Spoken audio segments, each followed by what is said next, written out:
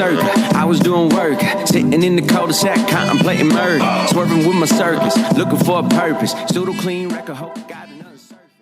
Good day, everyone, and welcome to the inaugural episode of Culpers Canteen Cup. Your hosts for this are Luke, Roger, and Josh. We're three veterans who decided over a bottle of cheap whiskey that our sarcasm, wit, and banter needed to be shared with the world, and the five people who will probably actually subscribe to these ruminations. We'll cover topics everywhere from politics, current events, military news, to coffee being roasted, whiskey, and everything in between. So grab your canteen cup, fill it with your favorite liquid, and settle in. All right, guys. I guess I'll start it out. This is Luke. You guys will, you five in the audience will learn my voice very well. But check this out. So, around, I guess it was, 27 March, 24 March, there was an incident with the USS Theodore Roosevelt. Y'all heard about that, yeah? Yeah, yep. Okay. All right, so I'm going to give a little background on this from the desk of Vice Admiral Bill Mertz, 7th Fleet Commander, after action report. Number 1, wash your hands before and after. Try to empty your bowel and bladder just before use. Remove protective cover from applicator. Attach to applicator to tube. Squeeze to fill the applicator with ointment. Lubricate applicator well and gently insert applicator into the rectum 1/2 inch. Squeeze the tube so that ointment is applied inside rectum. Thoroughly cleanse the applicator after each use and replace the cover. Avoid having a bowel movement for 1 to 3 hours after inserting the ointment. Now, that, I'm sure, is what Vice Admiral Bill Mertz, the ass pain that was caused to him by the real incident from Brett Crozier. So I'll get into that right now. On 24 March 2020, it was reported that 3 sailors aboard the USS Theodore Roosevelt tested positive for COVID-19. Within a few days, that number climbed to, quote, dozens, unquote. The Roosevelt was reported to be the first ship in the U.S. Navy to have a COVID-19 outbreak while at sea. The Roosevelt docked at Guam on 27 March 2020.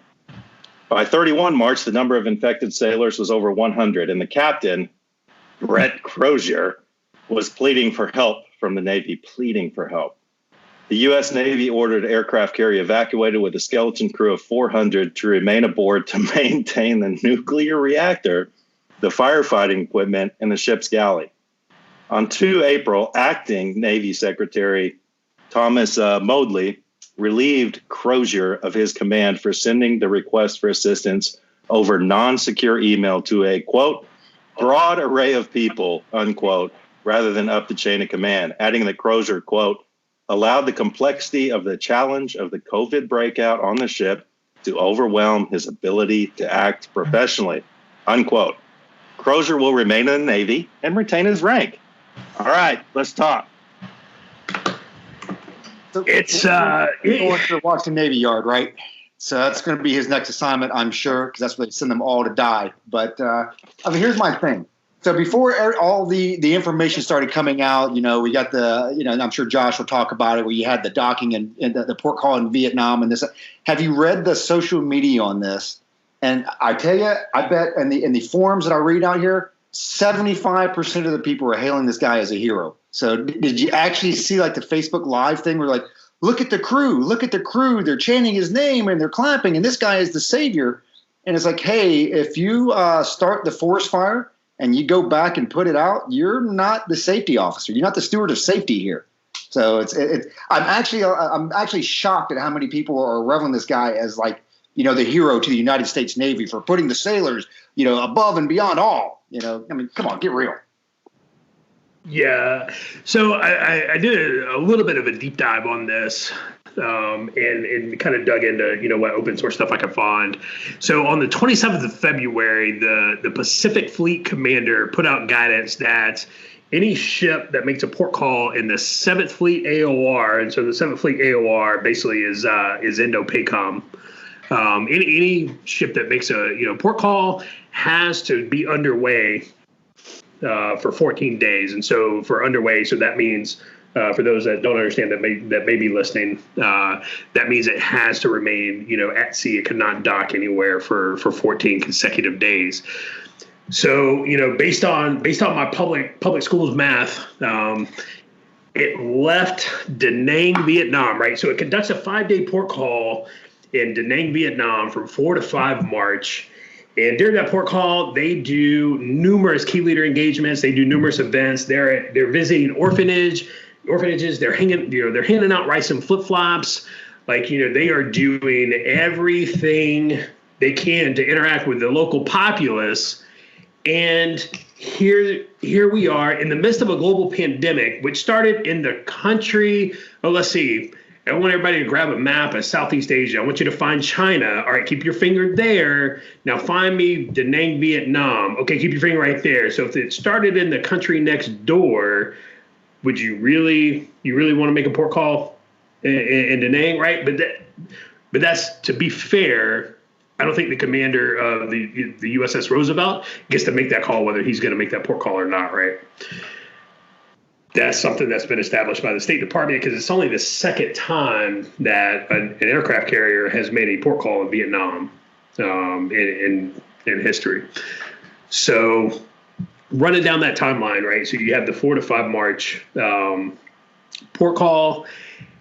The first case of COVID-19 on the Theodore Roosevelt is reported on the 24th of March, right? So their 14 days takes them to 23 March after they leave port.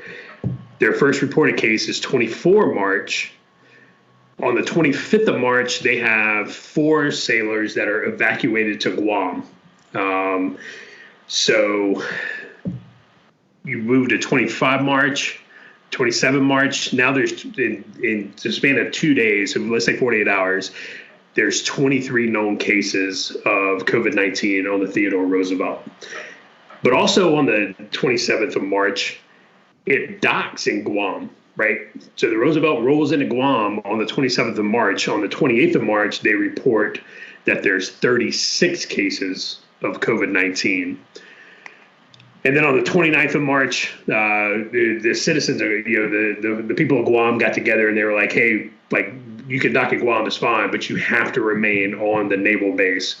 Like, we would prefer, you guys don't let, Joe Sailor out into town to run amok. And then on 30 March, the captain, he pins his 4-page letter begging for support, pleading for support, and launches it. And then, as Luke said, on the 2nd of March, he gets his walking papers.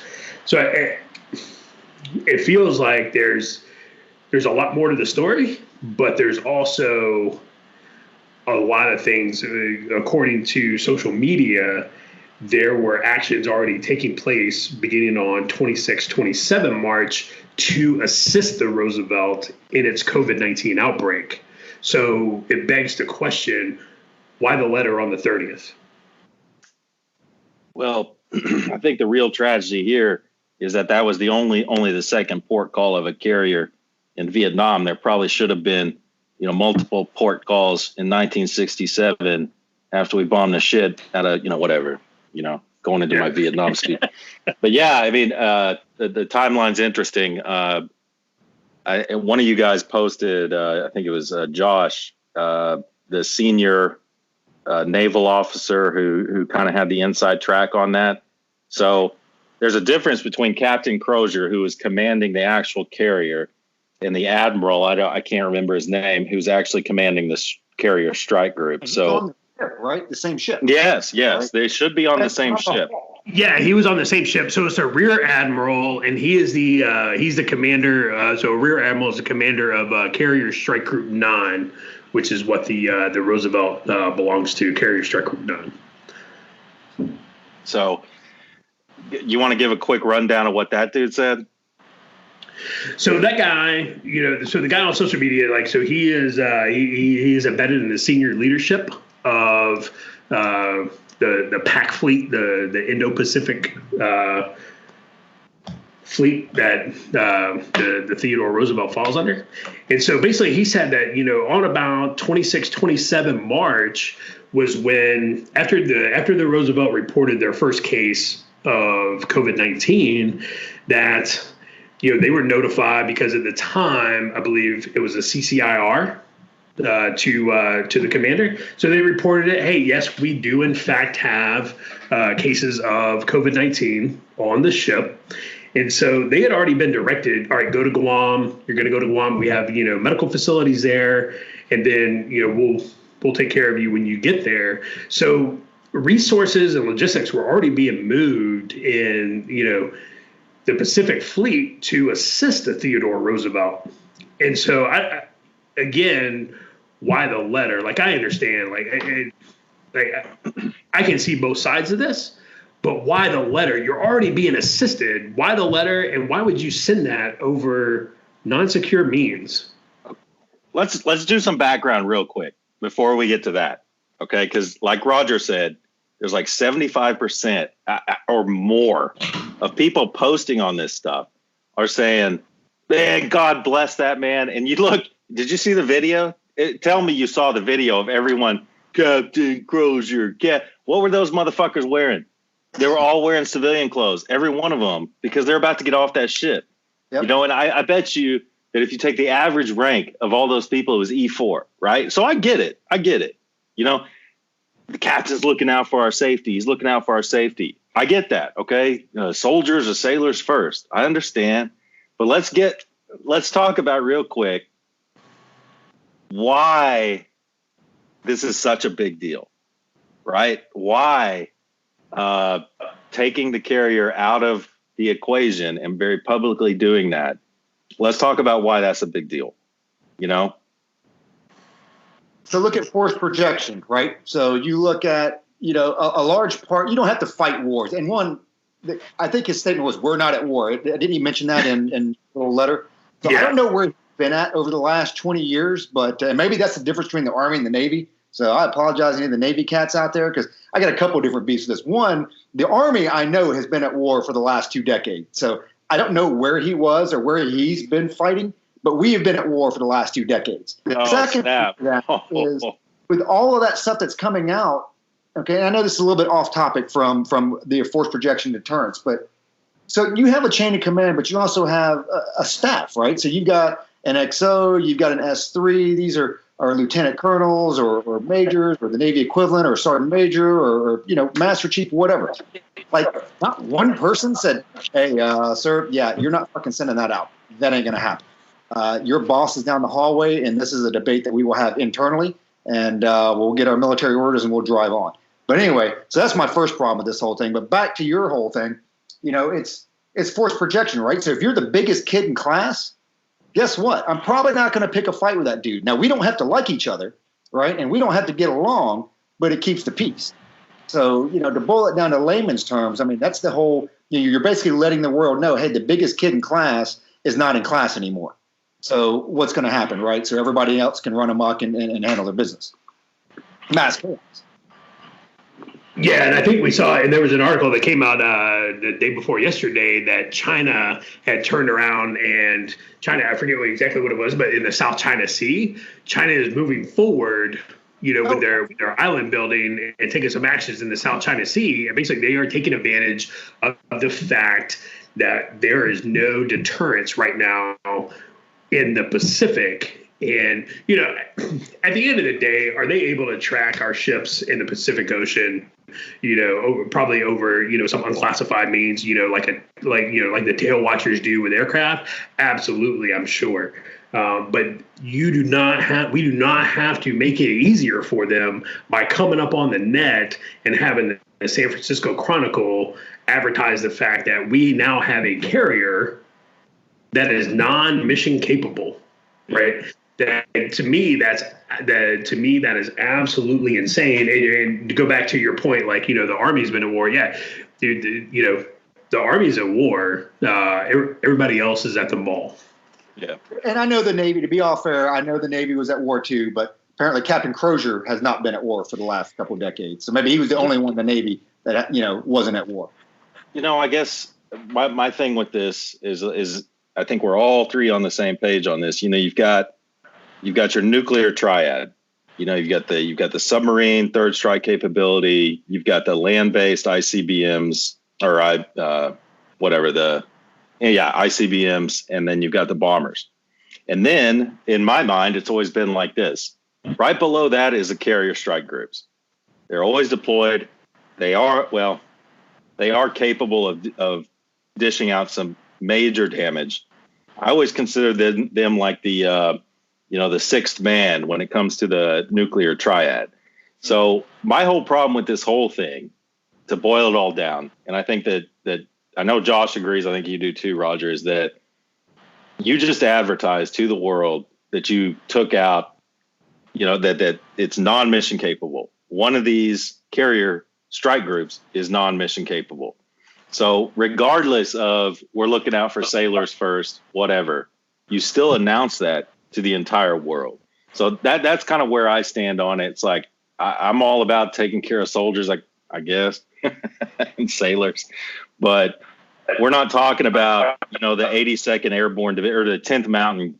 We're not talking about 10th Mountain here. We're talking about a carrier strike group, and that's kind of where I stand on it. Let me jump on this real quick, because I'm reading something now on one of my social media posts, and I won't name this individual, but he is a field grade Army officer, Army intelligence officer who works in a very specialized community, and he basically posts the article, "Watch Sailors Cheer, Navy Captain Relieved of Command After Raising Alarm on Coronavirus." And of course, he's looking all stoic, standing in his little baseball cap and overlooking the bay or whatever. And his response is, couldn't think of a better reason to be relieved. And that's the bigger problem, because I could care less what your, and I don't mean it's derogatory, but with your civilian population, they're not military, so they don't get it all. Some of them don't understand the chain of command and the bigger picture. They may not understand the deterrence and the force projection piece. But here you have a field grade officer who clearly is not the only one, right? Who is also going to influence and impact junior officers under him with that same type of mentality. That is your second, third, fourth order of effect, because this is a guy that could realistically have another 10 years in the military. And I think I heard it best with, when they talked about when President Trump came in, how you had all these anti-Trumpers and the deep state. Well, it's because regardless of what side of the aisle you're on, you've had 8 years of President Obama. So what type of military leaders were promoted and groomed during those 8 years? Those folks that sided with that type of mentality and that type of foreign policy mentality. And that's what you're starting to see now. And unfortunately, it takes a good 4 years to root all that stuff out. But that's the bigger issue there, is you've got field grade officers that are like cheering this guy on. Absolutely. That's it. Shut it down. 82nd, let's go home. Got to go. Done. Coronavirus. It's mind-boggling for sure, and I completely see I absolutely completely see the other side, right? So if this were a training event, right, so to speak, so let's just so a dog and pony show, right? So all the port call in Vietnam was a canine and equestrian extravaganza, right? And we have all been involved in those more times than we would ever want to be. And I get it, right? And so is there a training event, or is there a dog and pony show out there that is worth the life of one service member? Absolutely not, right? Absolutely not. But at the same time, like, if you go in there, right? So by March, the 4th to the 9th of March, like, everybody knew, like, even in the States, it wasn't that high profile in the States yet. I don't think we really got it until like probably the week after.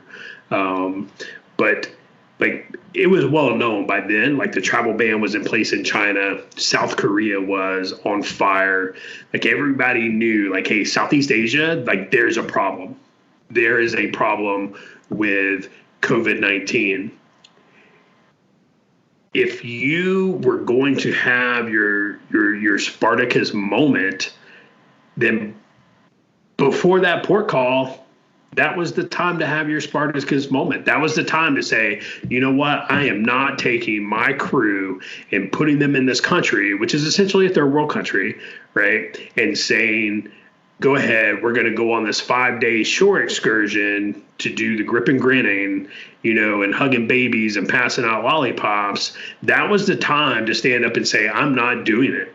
That's fine. I will resign. I will absolutely, because he knew when he sent that letter, like, he knew what was going to happen. He absolutely knew.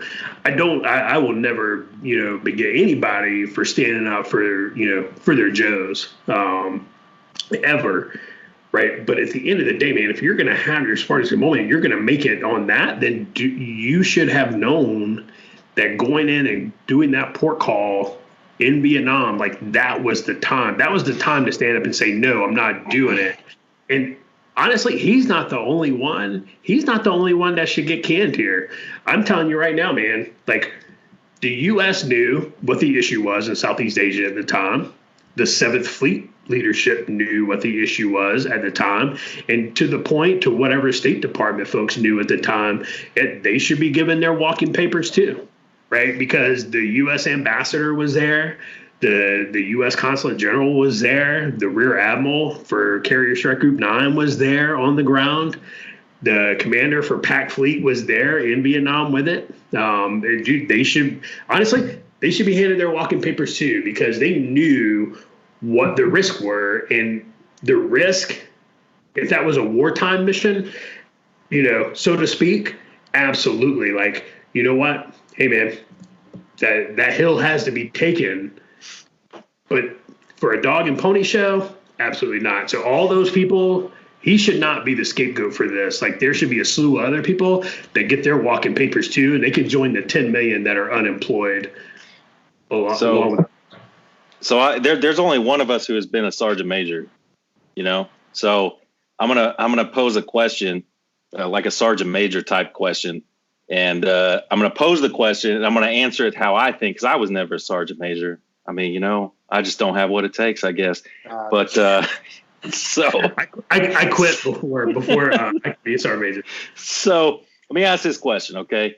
Because okay. I'm gonna classify sailors as Joes. Okay, we'll just the GI Joes. All right. So I know we call soldiers Joes, but sailors are Joes too to me. So the first question is, why on earth do you take care of Joes? Okay, it's important to take care of Joes. I get that, but we have to keep our eye on the prize on why we take care of Joes. It's not because we love Joes so much from back on the block or wherever Joe is from. And so the Joe can complete the mission. Okay, period. And then you got to ask yourself, what is the mission? All right. That's my view on it. That's why we take care of Joes. That's whatever. I got a lot of stories about that. Now, the second question I'll pose to you guys is, okay, let's say that, obviously on the Roosevelt, there were some infections of coronavirus. Let's just assume for a second that those infections, they were contracted in Vietnam. Okay. My question is, how do you think those were contracted? Please, I'd love to hear your answers. I don't know. From the article that I read, the release from the U.S. Embassy in Vietnam, so they visited orphanages there in Da Nang. The Navy band. And I don't know if the U.S. and I think we need to point out that the Roosevelt was not the only ship that conducted that port call, right? So the USS Bunker Hill, I believe it's a guided missile cruiser. It conducted a port call, with them, so they were there as well. And I think it's interesting. You haven't heard anything about the Bunker Hill. Right. So does the Bunker Hill have any confirmed cases of COVID-19? Is the Bunker Hill non-mission capable right now? Because again, that's a guided missile cruiser. Right. So a significant national asset again. So did the U.S. Embassy say anything about massage parlors or anything? It was just orphanages and Navy band. Nobody. So Josh is trying to be the nice guy. We all know what the guys and the fellas were doing in Vietnam during port call. All right. There are at least 10% of them. Half of us have been stationed at Fort Bragg and all that other good stuff and been to Korea. So I'm telling you, there was a large percent of them that got it from hookers. And then they brought it back on the ship and you give it to your buddies because you're sleeping nut to butt, girl, guy, whatever. Right. And it spreads to the ship. But it goes back, we joke about it, but it goes back to, I get the dog and pony show, and I agree with you 100%, Josh, on the Spartacus moment, because to put the timeline in perspective, 5 and 6 March is when the airlines decided to start limiting their flights, right? So 5 and 6 March, the airlines now, and you got a bigger perspective. We all know how much the airlines have struggled. And if they're not flying, they're not making money, right? So 5 and 6 March, this has become such a huge problem that the U.S. carriers are like, hey, We got to start restricting flights. We got to start cutting this stuff down, yada, yada, yada. So then, if that's when the commercial carriers got it, you knew DOD had this info, which we all know, several days, at least 2 or 3 days prior to that. So at that point, like you say, hey guys, gals, maybe we shouldn't be docking here because of, the spread of coronavirus. And then we get it, like you said, the dog and pony show, we got to go. Hey, let's stay out of the whorehouses and let's take some protective measures here on our own end, where let's have your stage pictures and your stage meet and greets, but let's make sure we're taking the necessary precautions ourselves. Get off, take your pictures, get your ass back on the ship, and let's go out to sea. That's what should have happened back then.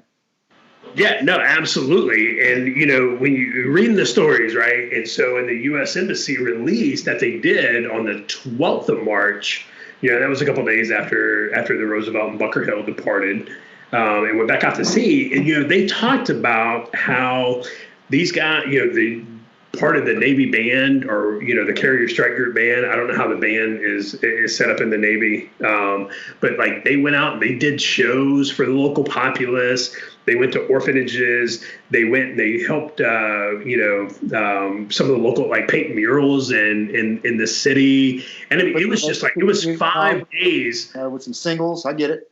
Yeah. Right. And so it was 5 days of festivities. And I get that at the time, and I want to say that Vietnam at the time only had a couple of hundred confirmed cases of COVID-19. But, dude, it is literally in the country right next door to where the outbreak occurred in the Wuhan wet market. And so, you look at that and you say, absolutely, we're going to cancel all these orphanage visits. We're not going to hand out candy and MREs or whatever. Like, we're going to get off the ship at the dock. We're going to do our photo engagements. We're going to do a couple of, just simple key leader engagements there at the dock. And then we're going to get on the ship. And oh, by the way, when we get back on the ship, we're going to conduct enhanced medical screening. We're going to give our CBRNE teams, right? We are going to give them practice. We are going to decon everybody that gets back on the ship. Yeah. And then we're going to go back out to sea, and we're going to follow Pac Fleet's guidance on the 14 days underway before we port again to make sure that we don't have any issues. And so and again, like I feel like that there's more people that should have been, like, they should absolutely be fired as well, right? So Crozier should not be the Ollie North for this. There's some other people that should be given their walking papers. Okay, so to put some context into this, we're talking about March 4th and 5th, you said. I'm looking at my calendar here. I write everything down in the calendar. I was in Budapest, Hungary, the first week of March at a initial planning conference. It was a boondoggle. But basically, there was a guy, and this is UCOM. Okay, I'm stationed in a little Balkan country that thinks it's Austria, but this is UCOM. This is not PACOM. This is not Vietnam. Okay, so I work in the U.S. Embassy community. So during that conference, was a UCOM conference, there was somebody there who, after they came back, was diagnosed with coronavirus. So everyone who had exposure to him, there were 450 planners here, and every one of us who were there had to go into quarantine. And I'm getting to the point here. The very next week, I didn't find out that I had to go into quarantine until March 14th. Okay. So that was the last possible contact I could have had with this person was on March 6th. On March 14th, I find out quarantine and, 2 weeks until the time you left the conference. Now, during that week, March 9th to the 13th, and this is little ass Slovenia. I'll just say it. I'm at the embassy in Slovenia. It's little. It's a very small embassy. They were already on March 9th. That's when Canberra Day in Australia, by the way, on March 9th. They were already taking special precautions with the ambassador as far as like her exposure to certain big groups of people and things like that. That was March 9th. Okay. The week before that, I wasn't here, so I don't know. But Italy hadn't really blown up at that point yet. But what I'm telling you, the context is, dude, we already knew it was going to be a thing. Right. So to Josh's point, I think what Josh is really driving at, I guess, I know, is that they shouldn't have made that fucking port call, dude. I mean, what the fuck? Like you said, the Spartacus moment. I mean, really? I mean, how forward thinking were you, Captain? You know, it's crazy, man. No, I get that. But at the same time, right? And so I'm going to play devil's advocate here. At the same time, the captain of the USS Roosevelt doesn't have the authority to cancel a diplomatic engagement, right? That's true. When the commander of the Pacific Fleet is at said engagement, right? That is a State Department level decision. It is, but I would say that he's got some pretty good influence since his boss is down the hallway and everything that was going on at that time period. I want to believe, and I think we could probably agree, most of our senior leaders are pretty level-headed. Nobody wants to die, right? Like, I'm not scared of coronavirus, but I'm not trying to go out there and catch the shit either, right? So I will take the necessary precautions. So I would like to believe, and you got a lot of intel folks on this because, big intel presence on these ships, and you talk to your boss. It's like, hey, yada, yada, yada, this is what's going on the corona thing. I don't know if we need to dock here. Now, of course, like you're saying, he's going to come back and, hey, man, State Department says this is happening. That's great. So let's start limiting a lot of this stuff here. Let's really limit. Let's start staging some of these photographs. Let's keep things close hold, take the necessary measures to protect, and get back on the ship. So, I mean, like we said, we're beating the dead horse, but that everybody's jumping forward, and not us, but, a lot of the population's jumping forward to, what he's doing or what he did right now with his letter and this and that. And it's like, hey, man, that's not how the military operates. And, oh, by the way, you're missing the last 4 weeks of stuff when he could have taken numerous actions, right, to protect his sailors, to protect them from COVID-19. So now he does this. And I think it's a lot like, and I don't want to compare it because it is apples and oranges, but whatever his, political leanings are, or maybe even military, right? Maybe he's just not agreeing with the strategy. You saw this with McChrystal with the Wall Street Journal, ad that came out. So I didn't realize this till later on, but so McChrystal met that guy during the volcano, right? And he was Iceland or Poland or something like that, and they couldn't fly. It's like, let's do something. McChrystal, I think those of us that have been around him, and I don't personally know the guy, but we've heard him speak, work for him, this and that. He's a smart dude. He's not dumb. So you think that he knew exactly what was going on at the time and what he's doing to his career? Absolutely. And I think with this commander at the time, or this captain, it's I'm sure, I want to believe that everybody, all of his advisors gave him like, hey, sir, this ain't the way to do it. This ain't the way to do it. Boss down the hall, yada, yada, yada. But at the end of the day, for whatever reason, the guy's like, you know what? This is my Wall Street Journal moment, and I'm publishing this article, and, I'm ready to go back home. So. Yeah, no, you bring up a good point. I would love to hear what the senior enlisted advisor on the USS Roosevelt, and I can't remember what the Navy calls a master chief or whatever, what their recommendation was and what their ticket on it was and what their, and what the XO of the ship, had to say. Because granted, that dude didn't pin that, by completely by himself and just hit send on the email. And I think you're absolutely right. And, the whole command team gets fired, right? I mean, stuff like that. Like when you have a loss of confidence, it's like, hey, you were going, you take it to the company level. Oh, by the way, company commander, you and your first sergeant in the XO, all three of you are fired. Next.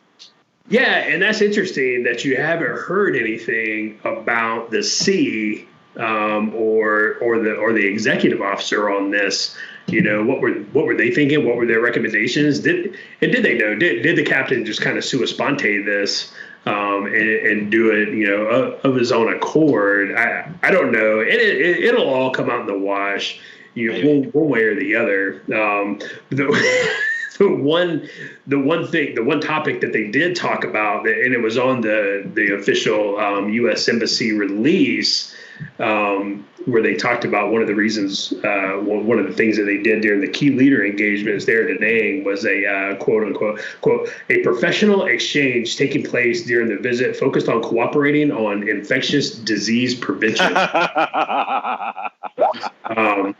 And so I don't, they talk about, they talk about tweets not aging well. I'm going to go ahead and say that particular press release did not age well at all. So one little note I wrote down, it's interesting you brought that up. I've worked with the Navy a little bit, maybe not as much as you guys, but one of the things I've noticed with the Navy is they're very, very, very rank conscious, very rank conscious. Oh, for They sure. dine separately. So a couple of things, a couple of questions I want to throw out there. Maybe, Roger, we were, believe it or not, we actually communicate in the real world audience. And Roger threw something out there being, former senior enlisted guy that, when he says, I would to the commander, he's actually advising the commander. And, maybe possibly let's give Captain Crozier the benefit of the doubt. Maybe he did talk to his senior petty chief or whatever the hell they call him. But maybe part of the problem was that, who knows, maybe part of the problem is they don't listen to their enlisted as much as they should. And then, maybe that's the thing. And here's another thing to consider. Maybe old Crozier took one for the admiral who was in charge of the carrier strike group. Maybe this is all a big smokescreen, because the stop in Vietnam, let's just gloss over that, Who knows? It's interesting. But even that, so like, so their solution, right? And I don't know anything about Navy ships, so and I don't know anything about Crozier, so I don't know if the guy was a great guy, bad guy, whatever. I believe he obviously had a great career because he's, running an aircraft carrier, and I have no idea how Navy ships are set up. But when you look at, so you've got cases of the COVID. To me, common sense dictates, well, let's keep this ship at sea, or maybe you dock at Guam, right? Your sailors don't get off because obviously, the people of Guam don't want it. I don't think they have the resources to be able to handle, the 4,500 or 4,800 sailors that are on there anyway. So why don't you quarantine the ship? It sounds like PACOM was already moving stuff out there. So you bring on the necessary medical resources, your medical personnel, and you treat it the way that you need to on the ship, right? So you do that for 14, 21 days. And and it actually, I detract a little bit because it takes me off to the bigger, a bigger subject. I'm tired of seeing number of infections because it really doesn't matter, right? Because they say, and then again, I'm not a doctor, but everything that I've read and I've watched on Fox News and CNN and all these experts they bring in, 80 to 85% of the people that are infected won't even know it. They'll be asymptomatic. So then the 15% that do have it, that are showing symptoms and are impacted by it, well, then you're only impacted truly if you're at high-risk personnel. So autoimmune disease, right, which you could be at any age, but particularly the elderly and this and that. So I think we boiled the numbers down. You look at, 4,500 people, let's say, that, have, they're on board that ship. So let's say you have a 100%, infection rate. So what's 80% of 4,500? That's what, 3,600 people, right? So 3,600 people will have it and not even know it. That means you've got roughly 900 people that are going to be symptomatic. And of those 900 people, it is the military. So how many of those 900 people are truly high risk? It should be zero, right? Yeah, no, it absolutely should be zero. And I think the other part, and we briefly touched on it in the beginning, is the fact that, right, they talk about, well, we're not at war. Okay, that's true. We are not in a kinetic war right now with China or anybody else in the Pac Fleet AOR. But our mission, the military's mission, and we all know this, is the very first statement in our mission is not war. It is to deter war, right? Wow. And if deterrence fails, then to decisively and quickly win, right? And so the very fact that you are out there means, you are deterring war. Like, so, when they say, well, we're not at war, nobody should die. And again, like, we said before, like, yeah, I don't think anybody should die for a dog and pony show at all. Right. And I'm not a fan of dog and pony shows. Like, I managed to get out of dog and pony shows. My last enlisted promotion, to master. I didn't have a broaster right because I don't want one. I mean, it's to sneak out of it, right? But you look at it, and the message that you're sending is, okay, so on 28 March, there were 36 confirmed cases of COVID-19 on an aircraft carrier, right? And so we're taking the personality, we're taking the human factor out of this. So you look at that aircraft carrier that has 45 to 4,800 people on it. On the 28th of March, you have 36 cases. On the 27th of March, you had 23. So let's say on the 30th of March, when you wrote that letter, that you had 60 cases, right? So 60 confirmed cases. And let's just say you had another, let's say the same amount, 60, you had 60 or 80 that were unconfirmed, but they were there. So you're telling me, what we're telling our adversaries is that if you can take out less than 150 people on an aircraft carrier, it will render it non-mission capable. Like literally, that was the message that you sent to the world. All you need to do is render 150 people non-mission capable on a United States nuclear-powered aircraft carrier, and it is no longer an issue, right? I've been saying this, dude. I've been saying this for like probably 15 years now, 10 to 15 years. I've been saying the American people do not have the will to fight. Everyone's taken up for Crozier, even military members. And think of the headlines. Think of the headlines. If, China comes over into Taiwan and we're like, oh, hell no, you don't. And then you sink a carrier. 5,000 soldiers dead, or 5,000 sailors dead in 1 hour. Do we have the will to fight at that point? And I think that's part of what this is. It's like, well, I don't want, my crew getting sick and possibly losing, 50 soldiers? Let's just say it's 1%. Let's just pretend it's 1% among normally healthy people, like Roger said.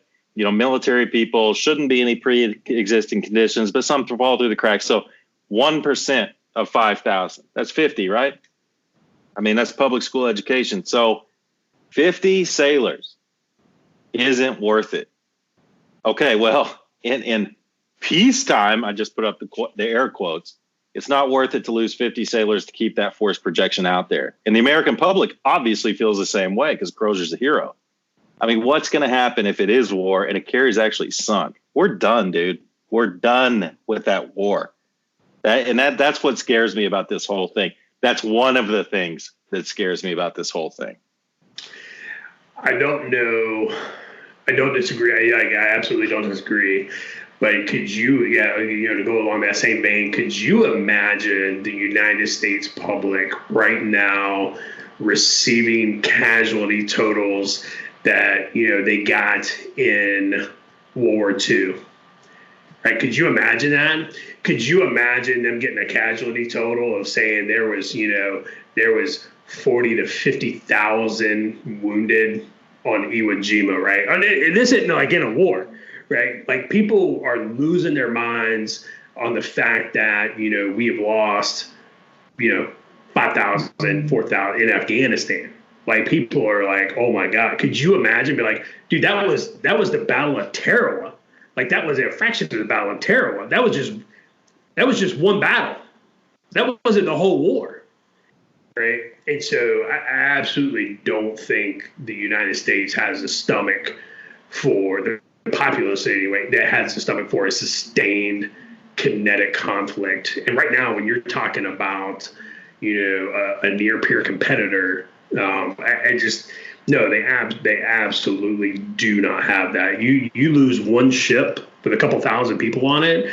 It would be done. I mean, we're kind of seeing that now. And, I think this is a completely separate podcast, but we see that now with, all of these state and, federal government level restrictions on private businesses closing, on movement, right, with the COVID-19, quarantine. People are just rolling over. Well, and that's the bigger problem. And yes, that is the bigger issue there. Is you talk about people can't stomach deaths, and I tell you what, I'm starting to see around here that people can't stomach freedom, because it is criminal that the federal government, state government, local government, anybody can come in, tell small businesses, hey, you just shut down. You are going to go bankrupt. That's it. Your folks are going home. You cannot leave your house. And I tell you, this goes on to so many other topics because I got a million things that it's like half of it is, and I don't want to make the comparison to, World War II and the Nazis and the Holocaust because it's apples and oranges. I get it, right? We're not throwing people in gas, chambers and this and that. But the government has 24-hour control of your life now where there are actually punitive, fines and punishments for, breaking the curfew or congregating in groups of 10. And hey, by the way, your way of life that you use to support you and your family, you can't do that anymore. We are physically shutting your business down and telling you can't. And if you go break that law and you go out and you try to feed your family or employ, other employees so they can feed their families, we're going to fine you. We're probably going to arrest you. And the people are just rolling over for it. And then here's the other thing. I live out here in sunny Arizona. So right now it's sunny. So basically the order is you can go anywhere except for to work. So, the governor came out and I'm generally conservative. He's conservative. So I see eye to eye on a lot, but literally came out and was like, yeah, so you guys can't go to work or get tattoos or nail salons. But hey, the weather's outside. The weather's great outside. So we want you to go outside. We want you to enjoy the weather, get on those park trails and go hiking. And so you can go anywhere that you want to except for to work. And then how much of that population, what percentage of that population, I ask you about this. So people are at home now collecting paychecks or stimulus checks or whatever they're going to get, right? Unemployment's insane. I mean, I was actually doing the math with my wife. I'm like, wow, I could actually make about 80% of what I make right now just like staying at home filing unemployment. So Bullshit. We know how much you make, man. What percentage of well, first of all, the true crime in all this is the fact that Luke is drinking Jameson Black Barrel. So that is the fallout from COVID-19 is that he has had to stoop so low as to grab the Jameson Black Barrel. He's been relegated to Bushmills. And Bushmills, so but at what point do you get and what percentage of the population doesn't want to go back to work? How much of that is stewing, right? All the Bernie voters? Well, yeah. Good point. Absolutely. So at least, 40 million of them, whatever. So the only thing that's actually not the only thing, but one of the things that's keeping people at home, and you guys have seen it on your social media feeds, I'm sure, where, you got your soccer mom lecturing us and posting, the multicolored, posters saying, stay at home. Stay at home. Don't be part of the problem.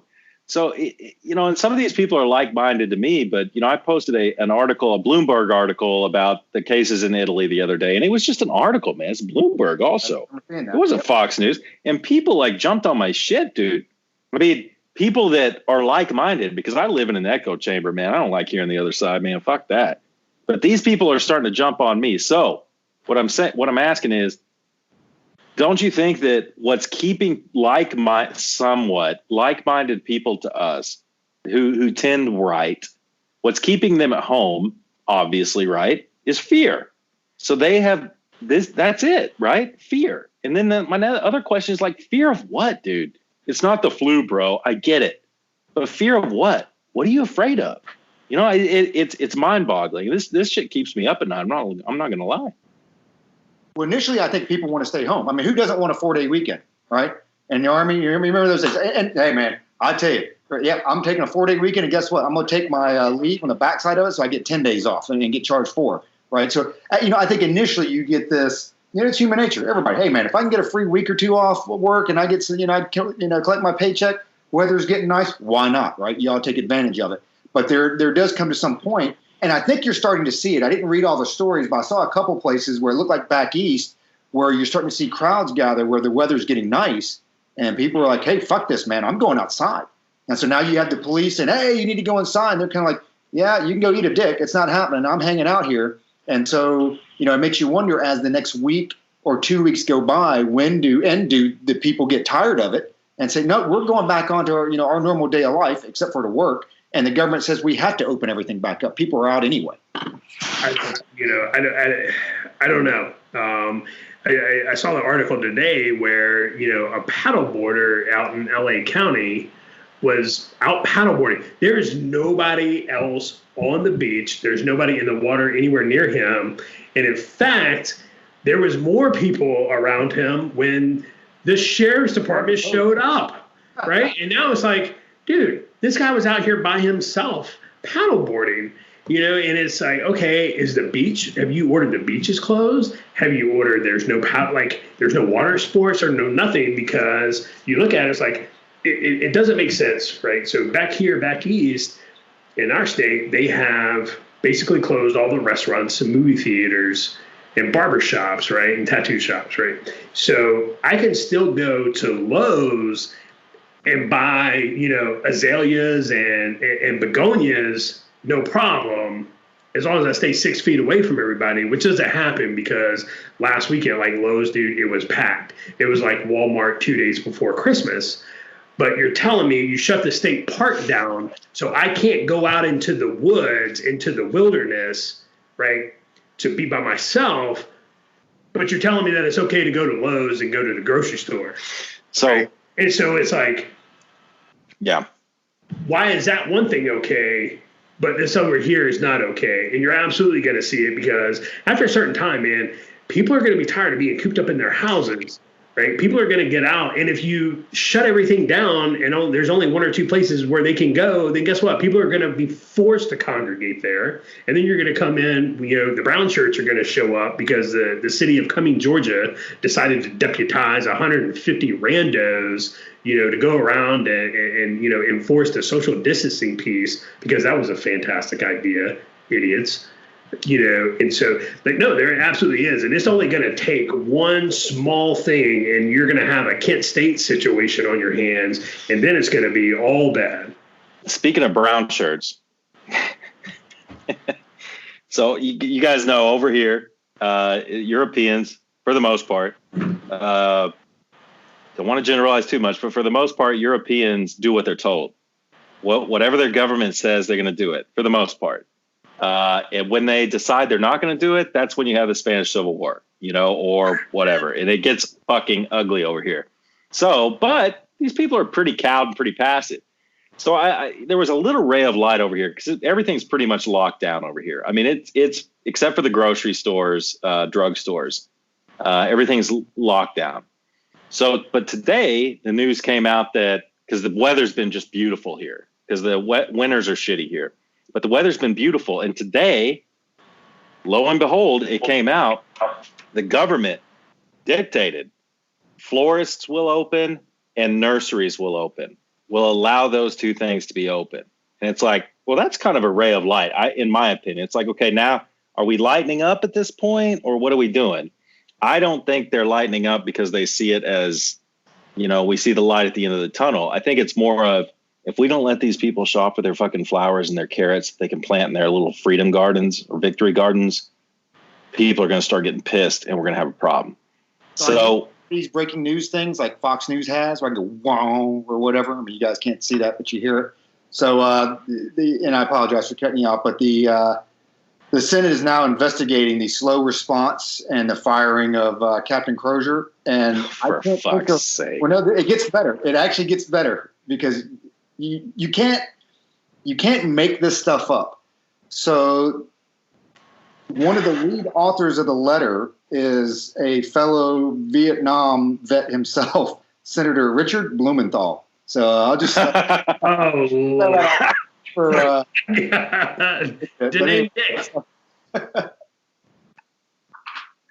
Jesus, unbelievable. So I said I lived in an echo chamber. It is true for the most part, but I just got an email from a friend who's on the left side of the spectrum, pretty left, but the guy's intelligent. Does this ring any bells to you guys? This guy said, think this crown thing was engineered. Peeps around here with tinfoil hats are starting to develop theories. Crown thing? What is he talking about? Do you guys have any idea? Crown thing? Nope, no clue. No? Okay. Because I emailed him back. I was like, I'll be the idiot and ask what the crown thing is. Maybe it was an autocorrect or something, but. Yeah, probably. Because I tell you, I'm not a black helicopter, tinfoil hat guy. A lot of coincidences. We all know Wuhan, what they're famous for, right? What they have there and what they create. I know you had some doctors come out and say, well, we can tell this wasn't genetically engineered or anything or modified or anything, but you look at that going on, and what you have at the same time, you had protests in Hong Kong, and And I think we've talked about this previously. There's a much better optic with this than there is the dude in the tank in Tiananmen Square. So, I think when you look at, rumors and this and that, black helicopters, there's probably a pretty good chance. I'd give it 50-50 that this isn't what, just some bat in the Wuhan, marketplace there that made its way out. Right. Yeah, but here's the thing. And I knew this was a big deal. And it was funny because I'll say it. We're way into the podcast now, so nobody's fucking listening now anyway. So I'll just go ahead. Still listening because I'm pretty sure it's just our moms. The other two have dropped off. But go ahead. Okay, cool. So I'll just go ahead and say it, man. The response I got where I work here was appalling in February and March, early March. Well, I'll say February. It was appalling. They saw it as a joke, and then when it came down from Washington that it's not a joke, that's when the response became horrifying. And I knew, dude, and you guys did too, that, man, it's not a small thing to quarantine 56 million people. That is the largest quarantine in human history. So at that point, I'm like, okay, something's going on right now. I mean, you don't just, and it was a no shit quarantine. Everything I'm seeing, it was a no shit quarantine. I mean, they locked Hubei down. I mean, they locked it down. So it's like, yeah, it was a big deal. Now, tinfoil hat, black helicopter thing. I mean, I'm not necessarily a conspiracy theorist, but I do think that there are smart people out there who are like, okay, how can we use this? Okay, this is happening. Okay, how do we spin it? How do we use this to our advantage? The Rahm Emanuel thing, I do think that there's a lot of that going on, but yeah, it's unprecedented, man. I've never seen anything like this. And there's going to be a lot of studies done over the next 100 years over this shit. It is just, it's horrifying. It really is how they've engineered so much fear. They shut the global economy down. I mean, what's going on, man? Well, because there's only two outcomes, right? So, and they're both the same. So the numbers go up way over what we expected. And when this is all over and the next pandemic happens, they say, well, you know what? We didn't lock down fast enough. We just didn't lock everybody down fast enough. So we go, DEFCON 5, boom. The other thing that happens is the numbers don't hit what they expect. And they say, we didn't lock them down fast enough. If we'd have locked them down fast enough or earlier or sooner, we could have cut the deaths in half. So regardless how it all turns out during the next pandemic, the knee-jerk reaction is going to be, hey, lock them down early, lock them down fast, and let's stop the spread. I think that'll be a good topic for the next one, maybe, is, like what are the geopolitical and future repercussions of this thing. And we can maybe get into conspiracy theories and stuff. I don't know, just an idea. But you know what I'd really like, Josh? I think Roger would disagree. You know what I'd really like for the next one is I'd like to hear Mo's viewpoint on this, just right in the middle, just get Mo in here and, hear his viewpoint. What do y'all think? No, I am in 100% agreement with getting Mo on here and, having him call in and getting his viewpoint. But you're absolutely right, man. So I think this would be a good topic for the next podcast, take a look at it and say, okay, look at the global response to COVID-19, but really kind of look at taking a deep dive on what has this done to civil liberties, here in the United States, as far as powers that we've given, city, state, federal government, and then, kind of what have we done and what are they doing now to kind of condition people? Because that's all this is right now. It's conditioning. It was like when, it's like when gas got up to $3 a gallon, man. Gas was like $2.70 something. When gas dropped to $2 a gallon, people were like, oh my God, this is amazing. Gas is $2 a gallon. And you're like, dude, this is insane. Gas is $2 a gallon. What the fuck are you talking about? But that's what it is right now. And Roger's absolutely correct. The next one is going to be like, well, we didn't lock them down fast enough. And we told them they could still go to the grocery store and the liquor store. So next time, guess what? You're not going anywhere. You got what right, you got. because we can print unlimited amounts of money. So right, yeah. we can just pay people indefinitely because we can create this money infinitely. Yeah, we'll take the AOC School of Economics and just keep printing money to pay off the deficit, and it's all good. So All right. Other than closing thoughts from you guys, I think this wraps our inaugural episode up. Yeah, I guess the only thought that I have is, for the first time in my adult life, I've actually sat outside and like, man, where's the ACLU in all of this? Just saying. Yeah, you've heard a chirp or two out of them, but by and large, they've been awfully quiet. They're probably holed up, scared with all the with the boogaloo crowd that likes to run their mouth a lot. And then where are they at? They're in their mom's basement right now, cowering and eating Cheetos, trying not to get the corona. That's another good point. That's another podcast right there, is the boogaloo crowd. But yeah, I don't know. My closing thoughts is I'm gonna stick with Crozier. Made a bad call, doing it when he did, and I'm not gonna jump on the Captain Crozier. I'm not gonna jump on that. So that's where I stand. Yeah, pretty much the same. All right, everybody, and for our moms that are the only ones still listening at this point, we appreciate you. We appreciate you once again sticking in there with your kids till the bitter end. So, all right, folks, we will talk to you again soon.